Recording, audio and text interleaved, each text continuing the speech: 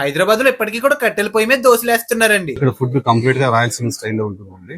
ఉగ్గాని బజ్జీ గానీ, కడప కారం దోశ గానీ, పూరి కర్రీకి ఇచ్చేది మీరు కంప్లీట్ గా బొంబాయి చట్నీ ఇస్తాం రాయలసీమ స్టైల్లో.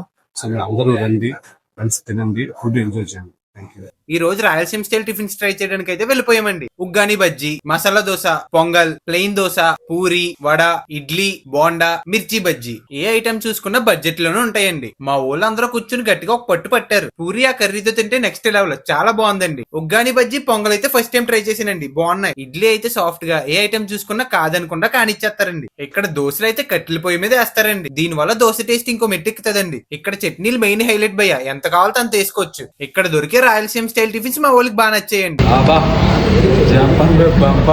అంత తిన్నాక లాస్ట్ లో ఇక్కడ దొరికే ఫిల్టర్ కాఫీ తాగితే ఉంటది స్వర్గం. వీళ్ళ క్వాలిటీ అండ్ టేస్ట్ ఎక్కడ కాంప్రమైజ్ అవ్వట్లేదండి. సిట్టింగ్ అయితే చాలా ప్లేస్ ఉంటదండి. Address nexus mall back side Darbar restaurant పక్క గల్లీలోనే ఉంటదండి. ఎగ్జాక్ట్ లొకేషన్ కామెంట్ లో పిన్ చేస్తా. శ్రీకాళహస్తీశ్వర కెఫే. ఇంకేముందండి, ఫాలో కొట్టండి, తెలుసు కదా, అబ్బాయి ఫ్రం గోదావరి.